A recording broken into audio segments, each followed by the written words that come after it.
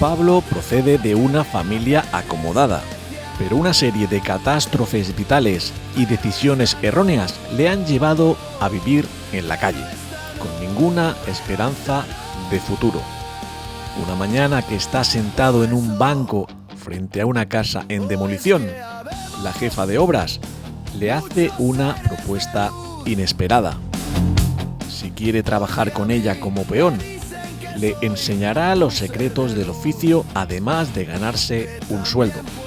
Pablo acepta el empleo, que implicará derribar la vieja casa e iniciar la construcción de una nueva. Lo que el joven no sospecha es que con cada fase de los trabajos aprenderá algo fundamental para dejar atrás su pasado y construir su nuevo yo.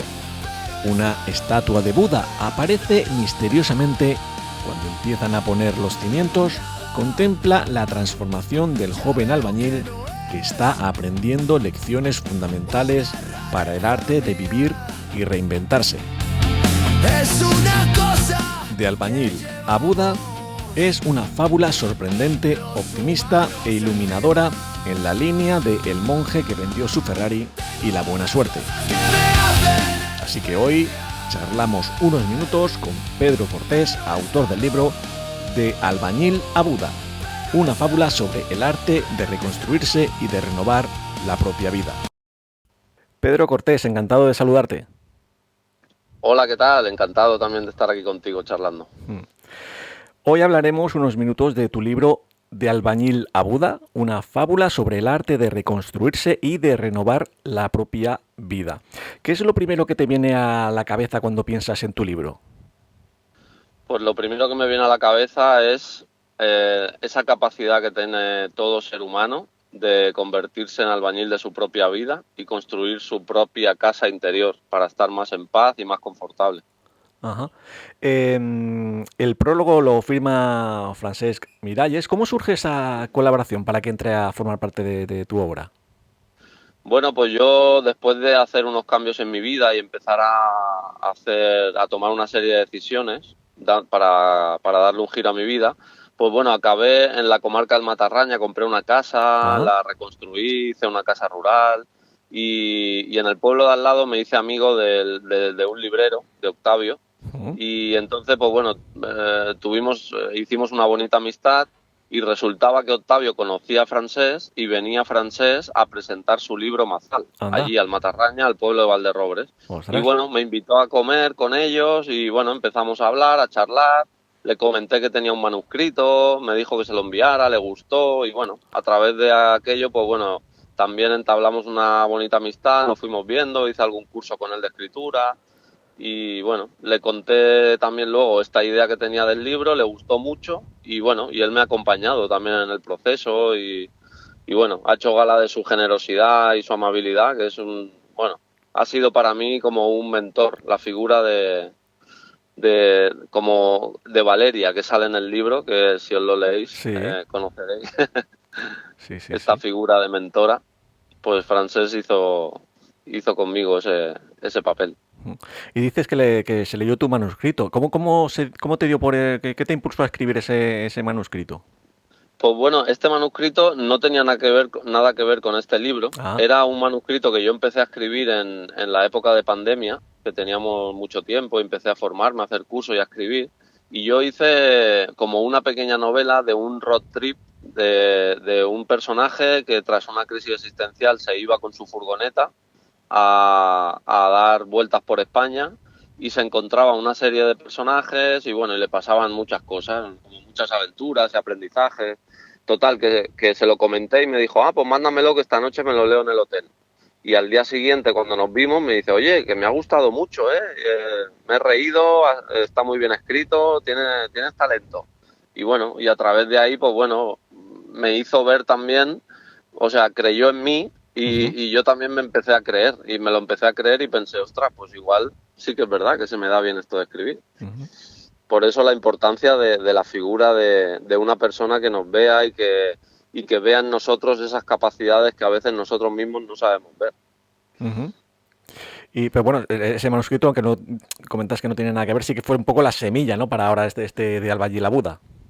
Sí, bueno, fue un proyecto que yo lo tengo metido en el cajón y que igual algún día retomaré. Pero Ujú. bueno, fue lo que me dio esa entrada para que Francesc viera mi manera de escribir y luego ya le propusiera yo este título, que fue el que le gustó.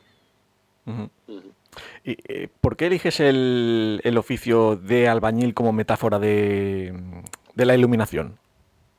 Porque yo soy albañil, o sea, entre muchas cosas, llevo desde los 16 años Hmm. trabajando de albañil y bueno, después de muchísimos años, pues bueno, empecé también un camino interior a reconstruirme interiormente. Había estado reconstruyendo la casa de otras personas y luego me di cuenta que la mía no la tenía reconstruida y inicié un camino de autoconocimiento, de formación, de buscar otras alternativas de vida a la que tenía y empecé a encontrar similitudes porque el mundo del crecimiento personal siempre me ha apasionado. Me leía muchos libros de Freud, de psicología, Sí, de sí, sí. muchos. Y bueno, encontré muchas similitudes entre lo que yo había trabajado toda mi vida y en lo que luego me empecé a formar y a trabajar en mí, en el crecimiento personal. Y bueno, y luego vi que no existía esta similitud, no, nadie la había utilizado y me pareció interesante Hmm. hacerlo. Sí, sí, sí. ¿Y tenías claro usar digamos, la figura de Buda como símbolo en tu obra? ¿O qué representa Buda para ti? Hombre, Buda en esta fábula representa esa presencia, porque Buda aparece en esta fábula durante la etapa del derribo y se dan cuenta que está esta figura allí que no saben ni el tiempo que lleva en esa casa en ruinas. Y luego, durante la historia, va teniendo mucho protagonismo también porque el personaje muchas veces se para frente a él, le hace como una reverencia, y incluso al quedárselo mirando a ese Buda, a esa presencia, le surgen muchas reflexiones también y muchas tomas de conciencia. Y para mí un poco Buda significa más que un tema religioso o tema de budismo. Yo creo que todos tenemos un Buda en nuestro interior, que es esa sabiduría que todos tenemos que al final nos hace también reconstruirnos interiormente y estar, pues eso, más en paz y más en presencia. Hmm. El hecho de que tu obra sea una fábula, ¿qué te permite a la hora de transmitir tu mensaje? Bueno, pues quizá lo he querido plasmar en una fábula porque, no sé, para mí utilizar las metáforas, a mí por lo menos me funciona mucho cuando leo alguna novela, alguna historia o alguna fábula. Para mí utilizar metáforas es como entrar ahí en el mundo interior de la persona y que cada uno se lo lleve a su mundo, ¿no?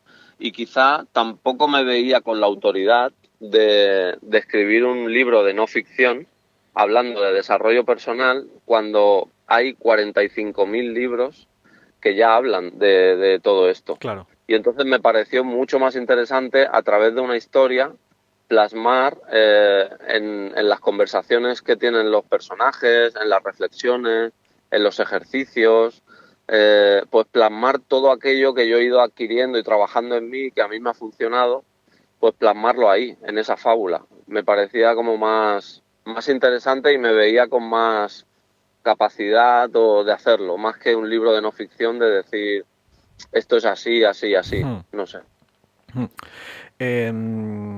Hablas el tema de plasmar. Claro, muchas veces plasmar una idea es complicado. ¿En qué momento eh, decidiste que sí o sí tenías que compartir bueno, estas reflexiones o este aprendizaje que has tenido?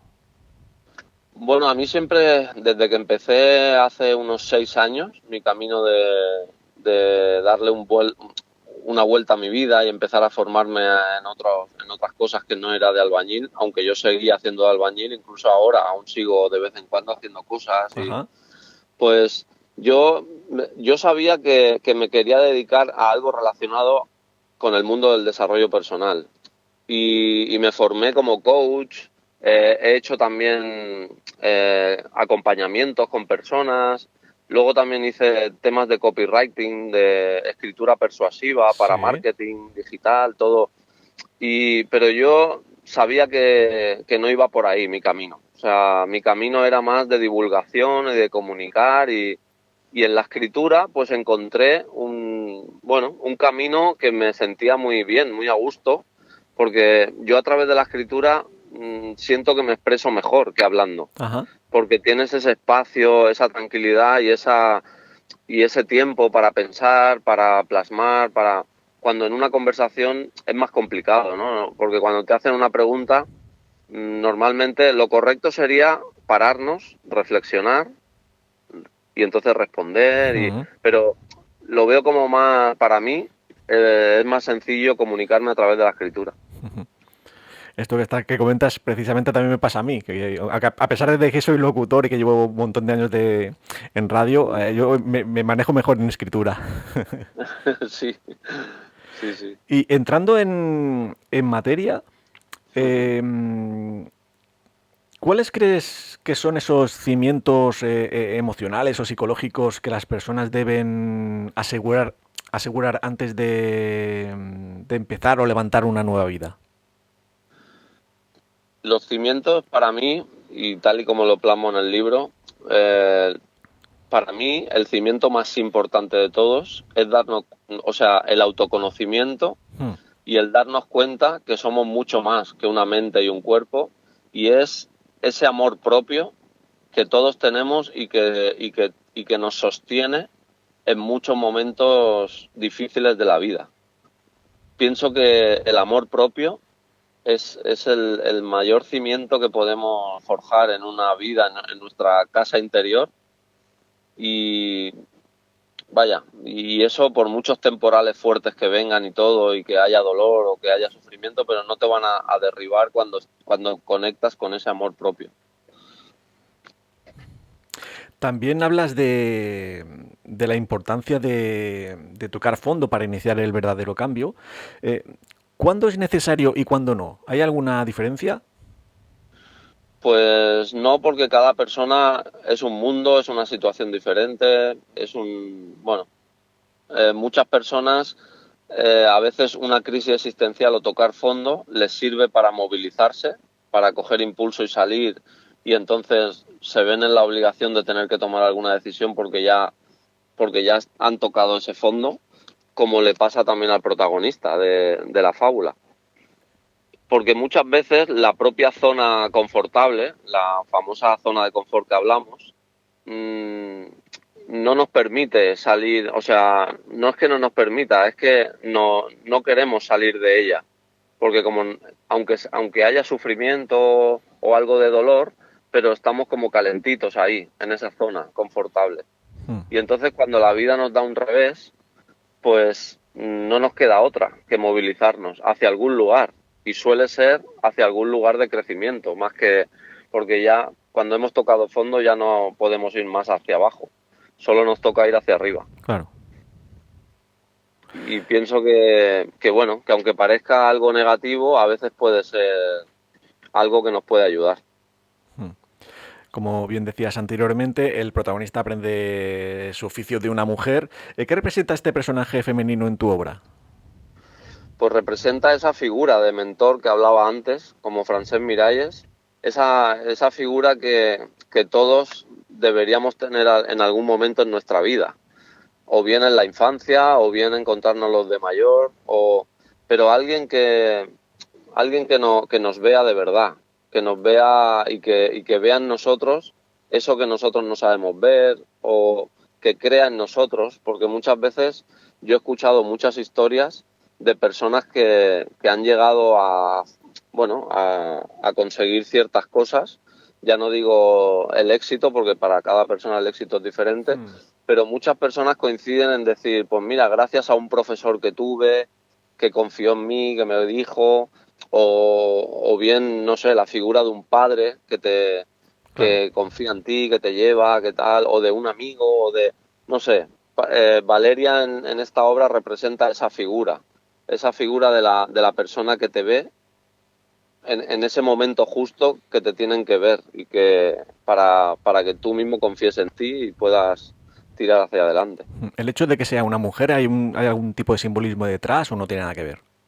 Bueno, no tiene nada que ver. Me parecía interesante que fuera una mujer, también para salir de estereotipos de Claro. hombres, de obras, que, bueno, no sé, me parecía interesante y, no sé, y la mujer, pues bueno, tiene mucha personalidad, la persona, el personaje de la fábula, pues bueno, se le coge cariño también a ese personaje de Valeria.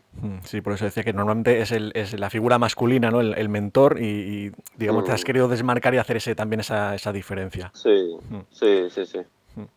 Uno de los mensajes claves es el de la renovación personal. ¿Qué pasos concretos propones a través de la obra? Pues mira, el primer paso de todos sería el derribo. Cuando estamos en una situación en nuestra vida que queremos construir algo nuevo o decir, oye, pues estoy en esa crisis existencial que me gustaría crear y empezar a tomar las riendas de mi vida, pues lo primero que tenemos que hacer es derribar todo aquello que nos sobra en nuestra vida. Muchas veces estamos, no sé, en un trabajo que no nos llena, que llevamos muchos años ya con incomodidad, pero no acabamos de tomar la decisión o darnos cuenta, o personas en nuestra vida que no nos suman, al revés, que no te ayudan a avanzar, pues es sentarse por un momento y decir, vale, ahora mismo en mi vida, ¿qué es lo que me sobra? Y entonces ese sería un primer paso. Luego el segundo paso sería el de la planificación. Vale, ahora, ¿qué me gustaría hacer en mi vida? ¿Cómo me veo yo en unos años? Pues planificar, porque si no planificas es difícil también saber hacia dónde vas. Bueno, luego también el tema de los cimientos, luego la construcción de las paredes, de la cubierta, de las tuberías, el tema de las emociones. Al final esto no deja de ser un proceso de autoconocimiento que, que realmente y una obra, una casa sí que tiene un inicio y un final, Claro. pero una reconstrucción interior no se acaba nunca porque nuestra vida siempre está en obras. Siempre hay algo que reformar, hay pues alguna parcela en nuestra vida que queremos mejorar o cambiar y es como nuestra vida siempre está en obras, pero Sí, sí que es sí. verdad que si hacemos un proceso consciente, pues podemos crear esa casa interior para sentirnos mucho más confortables. El libro ha salido hace poquito, desde que salió del horno, como aquel que dice. Sí. ¿Qué comentarios, reseñas estás recibiendo? ¿Hay Pues algún mensaje que te haya marcado, que te haya llamado la atención por algo? yo lo que sí que estoy recibiendo muchas personas que se emocionan al leerlo. Y que estoy recibiendo un feedback muy bueno, la verdad, que les está haciendo reflexionar, les inspira, no se esperan para nada al final también. Muchas personas, wow, me llaman emocionadas. Bueno, de hecho, la primera persona que se lo leyó, que es la editora, una de las editoras, nos Sí. mandó un audio emocionada, Ajá. llorando, que incluso Francés y yo nos sorprendimos, dijimos, ostras, ha tenido, ha Sí, tenido sí. impacto. Y ya digo, el feedback que estoy recibiendo es buenísimo. Sí que es verdad que me ha creado la duda porque, claro, se lo leen muchos familiares, amigos y conocidos. Y yo mismo decía, quizá no están siendo objetivos. Digo, voy a esperar a que se lo lean personas que no me conocen. Claro. Pero bueno, ya me están llegando correos de una persona de México, Ah, otra mira. persona de Argentina, o sea que yo creo que puede ayudar a muchísimas personas a inspirar. Mm. Y respecto a esos cambios, ¿qué cambios esperas inspirar en el lector que llega a tu obra? Pues a mí me gustaría pues que tomaran conciencia de eso, de que si cogen las riendas de su vida y se ponen manos a la obra, pues todos podemos tener una vida mejor, interior, ¿eh? Ya me refiero a la vida interior de cada uno y que luego, en consecuencia, pues que cambie nuestra vida exterior también. Ya sea, pues, querer tener otro estilo de vida o o atrevernos a hacer algún cambio, pero todo pasa primero por un cambio interior. Y a mí me gustaría que las personas, por lo menos, se llevaran esa toma de conciencia de decir, oye, si me pongo manos a la obra, quizá puedo trabajar en mí y construir mi propia casa y no dejar que los demás construyan mi casa interior, ¿no? Porque te das cuenta de muchas cosas cuando pasan los años, sobre todo alrededor de los 40, la típica crisis. A mí me vino un poco antes, a los 30, pero Sí. te das cuenta de decir, ¿realmente estoy viviendo la vida que yo quiero vivir? ¿O estoy viviendo la vida que me han dicho cómo hay que vivirla? Yo por lo menos hablo por mí, ¿eh? A mí me Sí. pasó esto y empecé pues a eso, a decir, vale, a mí cómo me gustaría vivir. Oye, pues tengo una furgoneta, me gustaría viajar. Vale, trabajo de albañil, pero oye, quizá puedo montármelo de otra manera. Y me fui a hacer de albañil, de nómada albañil. Me salían obras, unos amigos en Manchester. Me fui a Manchester a hacer Ajá. una obra. Me fui a Cádiz. O sea, he ido viviendo, al final, he ido mezclando todo lo que a mí me gustaba, la aventura, el desarrollo personal, la construcción, el camper, ¿no?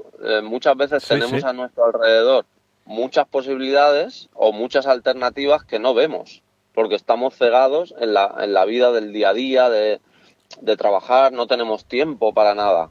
Pero cuando sales un poco de ahí y observas todas las posibilidades que tienes a tu alrededor, pues quizá hay otras maneras de, a lo mejor con lo mismo que tienes, ¿eh? Sí, sí. Con lo mismo que tienes, poderlo hacerlo diferente. No sé, yo conozco muchas personas, el otro día hablaba con un amigo que bueno, que ha recibido una herencia y tal, y bueno, y él ahora no trabaja y está perdido. O sea, todo lo que nosotros muchas veces decimos, ojalá no trabajara y eso, pues Sí, él se sí. siente ahora que dice, ¿qué hago con mi vida? Me veo con dinero, con tiempo y no sé qué hacer. Pues ahí es un buen momento para empezar a construir, decir, vale, venga, ¿qué tengo a mi alrededor? ¿Qué puedo hacer? ¿Qué me gusta? ¿Qué me...?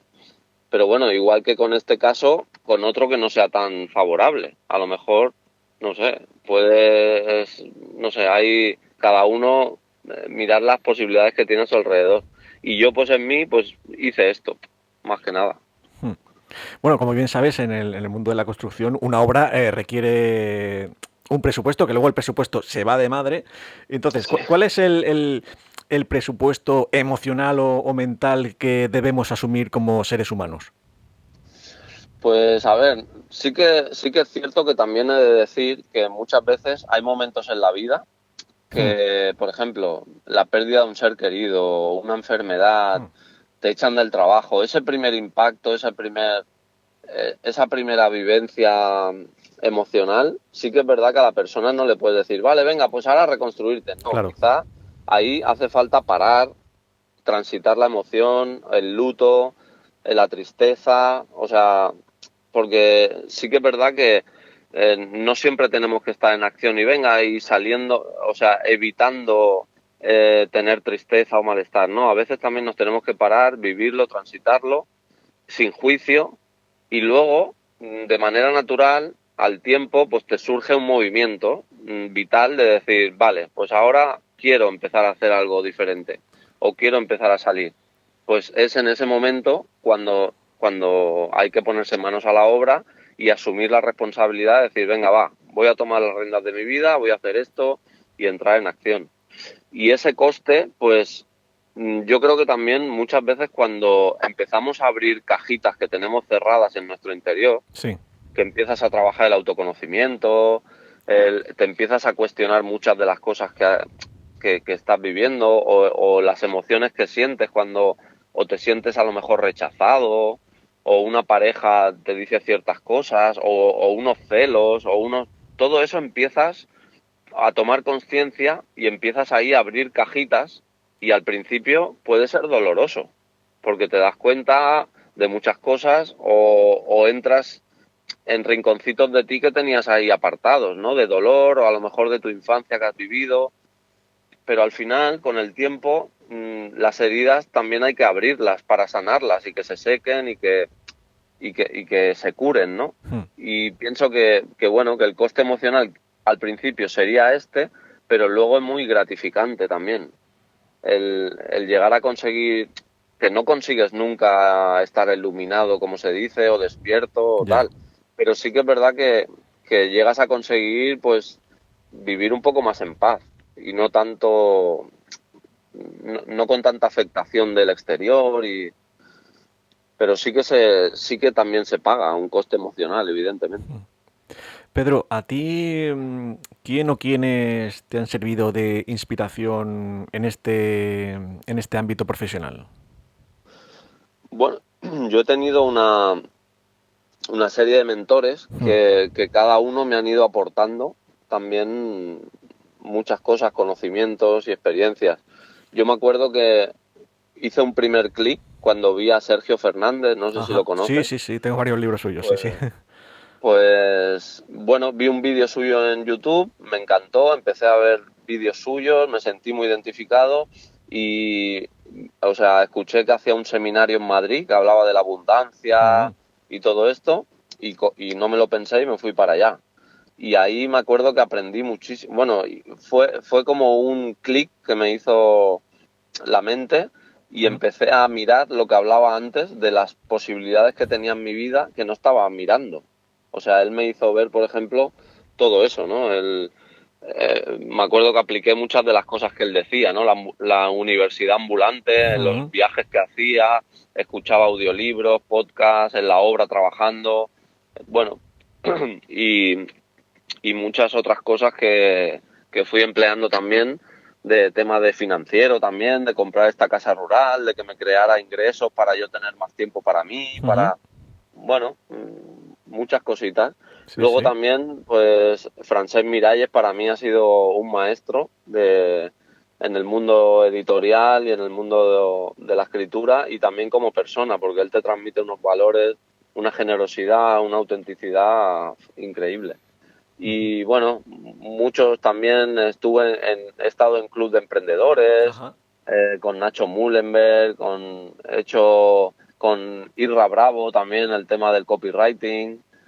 Bueno, todos me han ido aportando cositas y me han ido inspirando y al final de todos vas cogiendo una cosita de uno, de otro y tú mismo haces tu propia fórmula con lo que tú eres y con todo lo que las personas te van inspirando, que no dejan de ser cosas que tú ya tienes en tu interior, Ujú, pero que las otras personas te reflejan cuando las ves en ellas.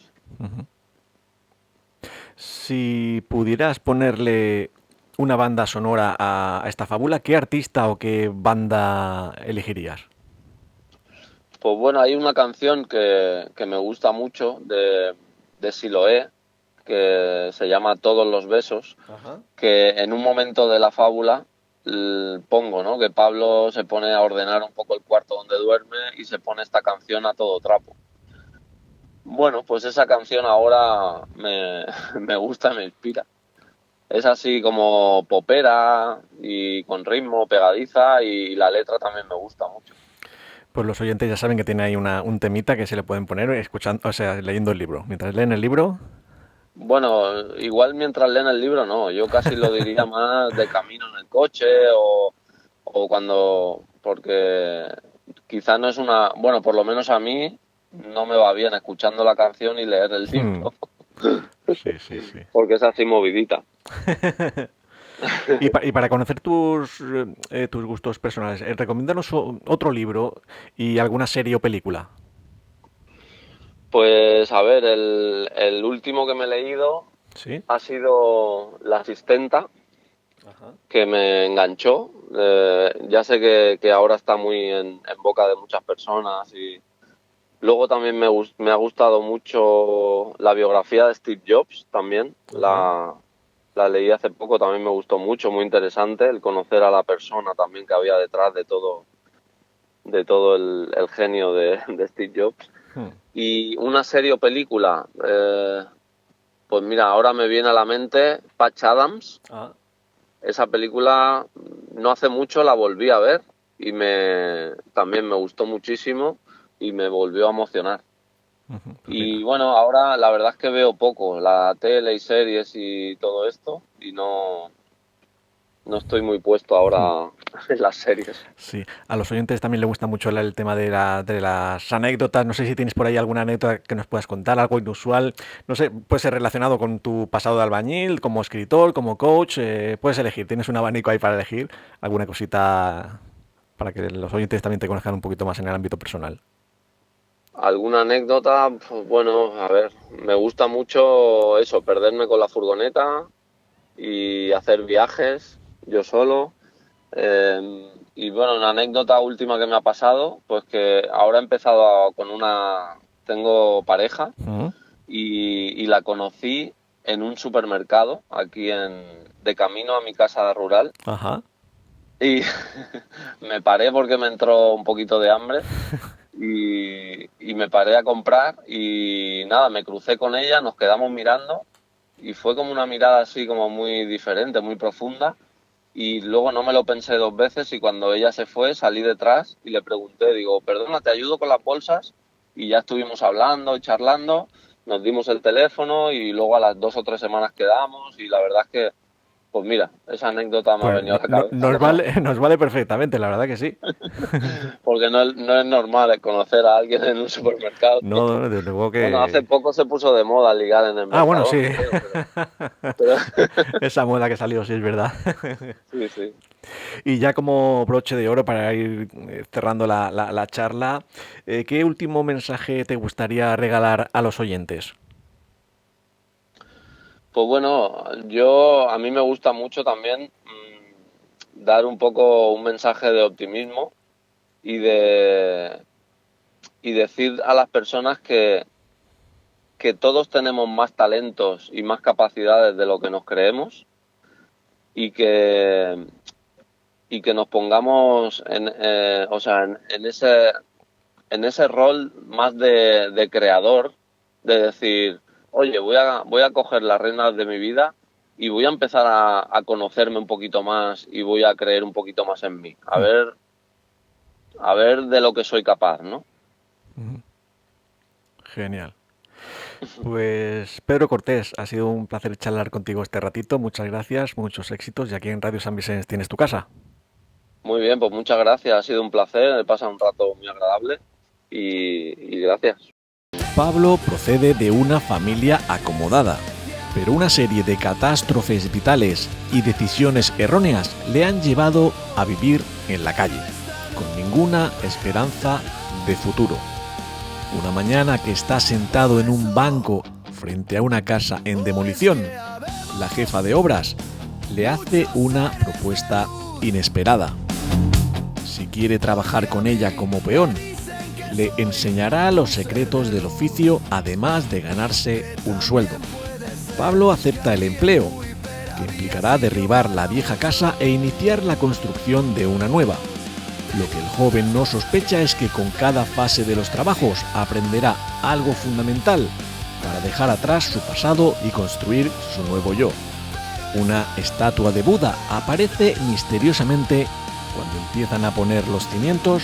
Contempla la transformación del joven albañil que está aprendiendo lecciones fundamentales para el arte de vivir y reinventarse.